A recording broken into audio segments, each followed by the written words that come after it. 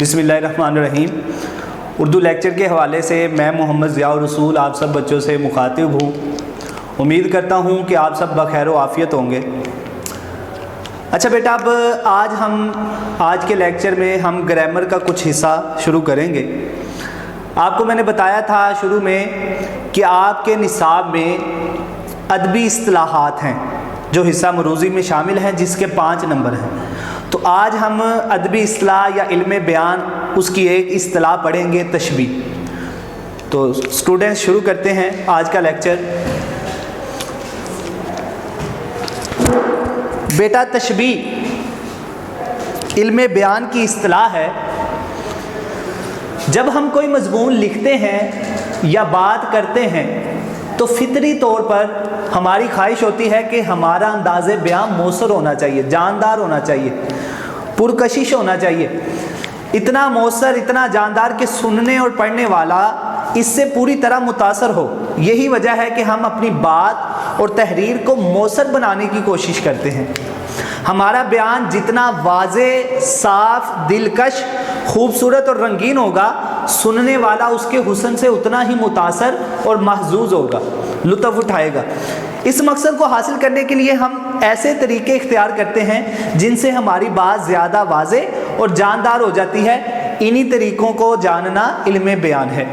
इल्म बयान की तारीफ़ देखिए बेटा।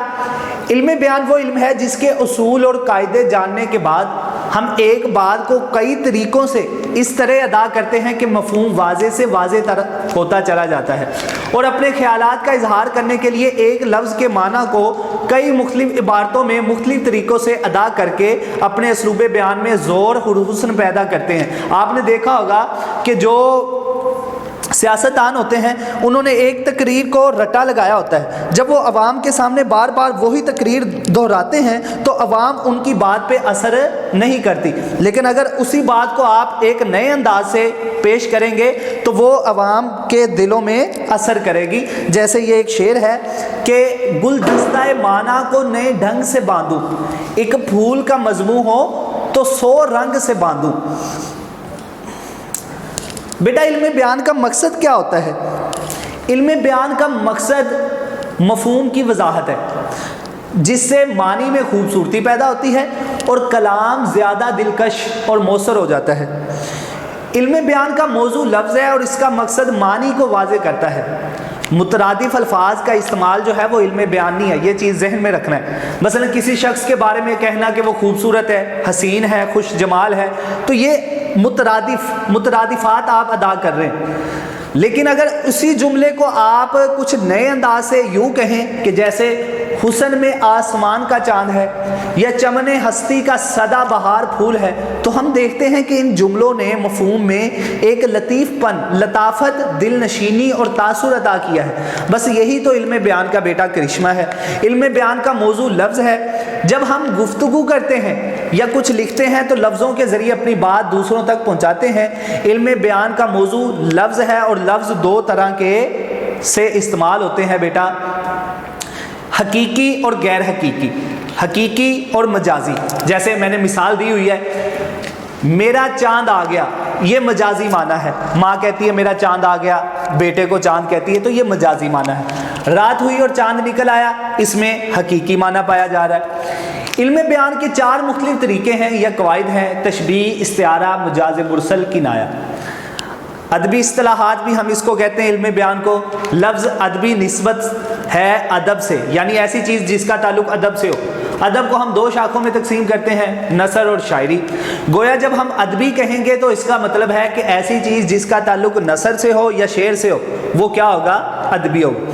इस्तिलाह बच्चे, इस्तिलाह की तारीफ़ क्या है? ऐसे अल्फाज जो ख़ास जगहों पर ख़ास मानी दें, या एक आम लफ्ज़ उस वक्त इस्तिलाह बन जाता है जब किसी इल्म के माहिरीन उस लफ्ज़ को ख़ास मानों में इस्तेमाल करते हैं। अब बेटा, तशबीह है। तशबीह क्या है? तशबीह जो है वो बाब तफ़ील, अरबी का बाब है, बाब तफ़ील से ये है। तफ़ील बेटा, इसका असल मादा जानने का बड़ा आसान तरीका है कि आप पहला और चौथा हर्फ जो है वो ख़त्म कर दें, हज़फ कर दें, तो असल मादा फ़ेल बचता है। तो इसी तरह तशबीह में से अगर आप ते और ये पहला और चौथा हर्फ हज़फ करेंगे तो बाकी बचेगा शिबा। شبہ کا مطلب کی مانند یا مماثل قرار دینا۔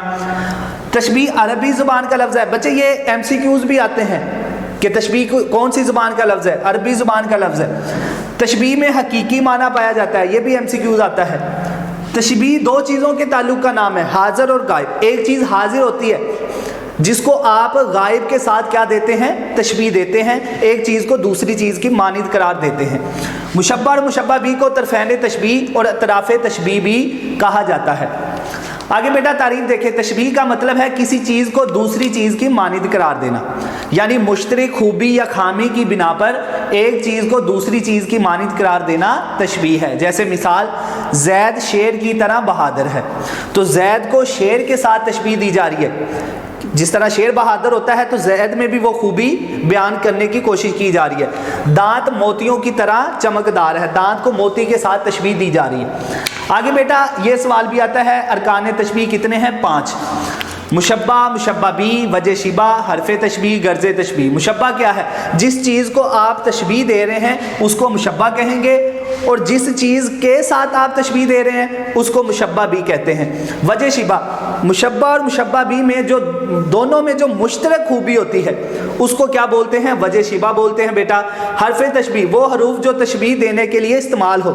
جو مشبہ اور مشبہ بھی کے تعلق کو جوڑنے والے جو حروف ہوتے ہیں ان کو حروف تشبیہ بھی کہا جاتا ہے، یا ان کا دوسرا نام ہے اس کو ادات تشبیہ بھی کہا جاتا ہے۔ ادات آلات کو کہتے ہیں۔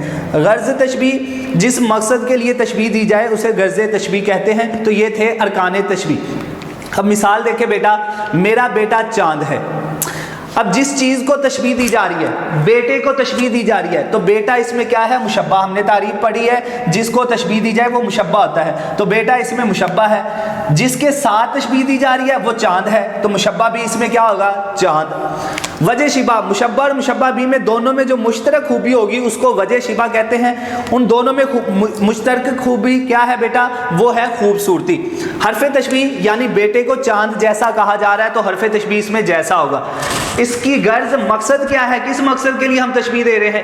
بیٹے کی خوبصورتی کو بیان کرنے کے لیے ہم تشبیہ دے رہے ہیں۔ ایک شعر ہے بیٹا، جہاں میں اہل ایمان صورت خورشید جیتے ہیں، ادھر ڈوبے ادھر نکلے، ادھر ڈوبے ادھر نکلے۔ اب اہل ایمان کو خورشید یعنی سورج کے ساتھ تشبیہ دی جا رہی ہے، تو اہل ایمان مشبہ ہو گیا، مشبہ بھی خورشید۔ وجہ شبہ، ڈوبنا اور نکلنا، یعنی اہل ایمان کبھی عروج حاصل کر لیتے ہیں، پھر سستی، کاہلی، غفلت کی وجہ سے زوال کا شکار ہو جاتے ہیں، تو حرف تشبیہ صورت، اہل ایمان صورت خورشید۔ تو مشبہ اور مشبہ بھی کو جوڑنے والے حروف کیا ہوتے ہیں؟ حروف تشبیہ۔ تو اہل ایمان اور خورشید، مشبہ اور مشبہ بھی کو جوڑنے والا یہ حرف صورت ہے، تو حرف تشبیہ صورت ہوگا۔ کس غرض کے لیے تشبیہ دی جا رہی ہے؟ اہل ایمان کے عروج و زوال کو بیان کرنے کے لیے تشبیہ دی جا رہی ہے۔ تو یہ تھا بیٹا آج کا لیکچر۔ امید کرتا ہوں کہ آپ کو سمجھ آئی ہوگی۔ اگلے لیکچر تک کے لیے اللہ حافظ۔